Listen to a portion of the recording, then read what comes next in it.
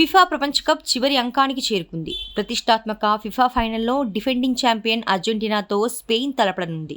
ఈసారి ఫిఫాలో జట్టు తరపున అత్యధిక గోల్స్ చేసిన మెస్సీ అన్నీ తానే అర్జెంటీనాను నడిపిస్తున్నాడు. ఈ నేపథ్యంలో ఫైనల్కు ముందు అర్జెంటీనా జట్టు సహాయక సిబ్బందితో కలిసి దిగిన గ్రూప్ ఫోటోను షేర్ చేసుకున్న మెస్సీ తన చివరి సందేశాన్ని ఇన్స్టాగ్రామ్ వేదికగా పంచుకున్నాడు.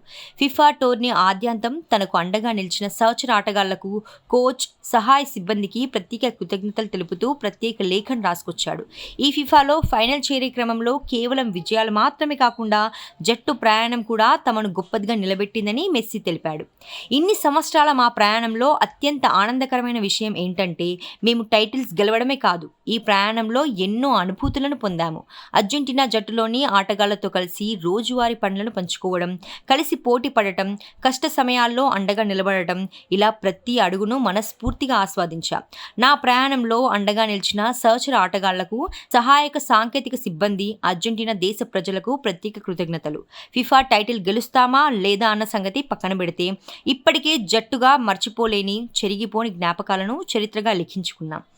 కమాన్ అర్జెంటీనా అని భావోద్వేగంతో పేర్కొన్నాడు. అర్జెంటీనా కెప్టెన్ ఇచ్చిన సందేశం ఆ జట్టు ఒక కుటుంబంలా కలిసి నడుస్తూ దృఢమైన బంధాన్ని చాటి చెబుతోంది. స్పెయిన్తో జరిగే ఫైనల్ మ్యాచ్ ఫలితంతో సంబంధం లేకుండా వారసత్వం మాత్రం సురక్షితంగా ఉంటుందని మెస్సీ పరోక్షంగా పేర్కొన్నాడు. ఇక ఫిఫా ఫైనల్ మెస్సీకి చివరి అంతర్జాతీయ మ్యాచ్ అవుతుందనే ప్రచారం జరుగుతున్న వేళ మెస్సీ ఇచ్చిన తాజా సందేశం వైరల్గా మారింది.